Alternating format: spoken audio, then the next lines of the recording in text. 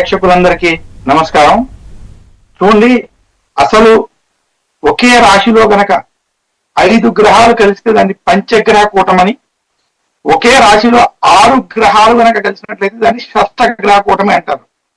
మనకి ఈ సంవత్సరం ముఖ్యంగా ఉగాది రోజు కంటే 30వ తారీఖు శని రాహువులు, దీనితో పాటు రవి చంద్రులు, ఇలా 4 గ్రహాలు, బుధుడు శుక్రుడు, ఈ 6 గ్రహాలు మనకి ఒకే రాశిలో మీన రాశిలో ఉండడం చేత ఈ షష్టగ్రహ కూటమి ఏర్పడుతుంది. అయితే ఈ షష్టగ్రహ కూటమి ఏదైతే ఏర్పడుతుందో ఆ షష్టగ్రహ కూటమి ప్రభావం కొన్ని విషయాల మీద ఉంటుంది. అయితే ముఖ్యంగా మనం గనక గమనించినట్లయితే ప్రస్తుతం 3 ముఖ్యమైన విషయాలు ఉన్నాయి. చాలా మందికి షష్టగ్రహ కూటమి అంటే భయాలు, అపోహలు ఉన్నాయి. ఇది మనం తొలగించాలి. షష్టగ్రహ కూటమి ఒక మంచి అద్భుతమైన అవకాశం. అయితే ఇప్పుడు జరిగేటువంటి సంఘటనలకి 3 ముఖ్యమైన విషయాలను మనం దృష్టిలో పెట్టుకోవాలి. శని రేపు మనకి మీనరాశి నుండి కుంభరాశి నుండి మీనరాశిలోకి మార్పు చెందుతున్నాడు. శని యొక్క మార్పు మనకి ప్రస్తుతం ప్రపంచవ్యాప్తంగా జరిగేటువంటి పరిస్థితులకి ముఖ్యమైన కారణం శని మార్పు. దానితో పాటు మనకి ముఖ్యంగా ఈ అమావాస్య, పాల్గొన అమావాస్య రోజు సూర్యగ్రహణం ఏర్పడుతోంది. ఈ సూర్యగ్రహణం పశ్చిమ దేశాల్లో మనకు కనపడుతుంది. అంటే అమెరికా వంటి ప్రాంతాల్లో సంపూర్ణ రాహుగ్రస్త సూర్యగ్రహణం ఏర్పడుతుంది. ఇది 2.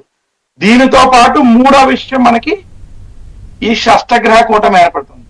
ఈ 3టిని పరిగణనలోకి తీసుకుని మనం మాట్లాడాలి. అందుకనే మన పంచాంగాల్లో కూడా దీని ప్రకారం, అందులో ఉగాది సారి ఆదివారం రావడం, రవి మనకి నవనాయక ఆధిపత్యం రావడం, ఇవన్నీ పరిగణన తీసుకుంటే మనకు ఇప్పుడు ఏదైతే ఈ భూకంపాలు వంటివి ఏర్పడుతున్నాయో, శని మార్పు, ఈ గ్రహణ ప్రభావం అందులో అధికంగా ఉంది.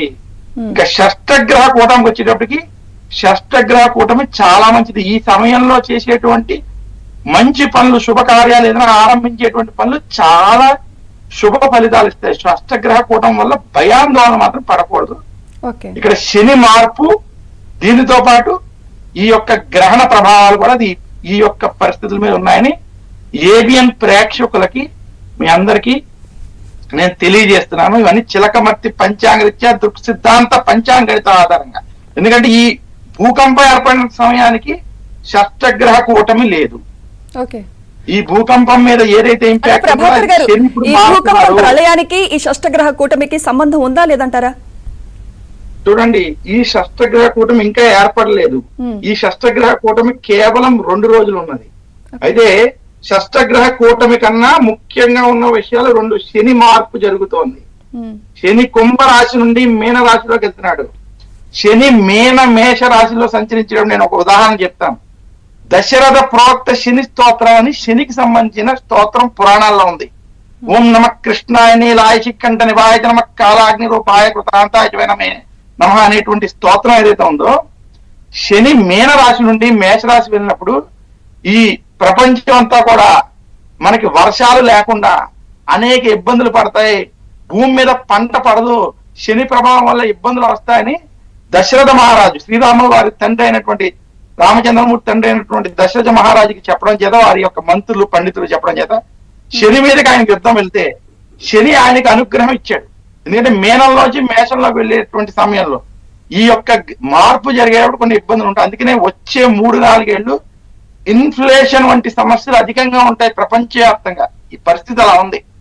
సో ఇక్కడ మనం శని మార్పు కుంభం నుంచి మీనంలోకి జరగడం, అలాగే మనకి సూర్యగ్రహణం రేపు మనకి ఏర్పడేటువంటి స్థితి వలన ఈ సూర్యగ్రహణ ప్రభావం చేత పశ్చిమ దేశాల్లో యుద్ధ వాతావరణం వంటివి కొంచెం పెరగడం, అనిశ్చితి వంటివి కలగడం, ఇన్ఫ్లేషన్ వంటివి ఇబ్బందులు కలగడం, తీవ్రమైన నిర్ణయాలు ఉండడం, ఇవన్నీ కూడా మనకి ఈ గ్రహణ ప్రభావం వల్ల ఉంటది. ఇదే ఈ గ్రహణం ఎక్కడైతే అమెరికా, ఐరోపా దేశాల్లో ఏర్పడుతుందో ఆ దేశాలకి ఇది కొంత చెడు సమయంగా మనం చూడాలి.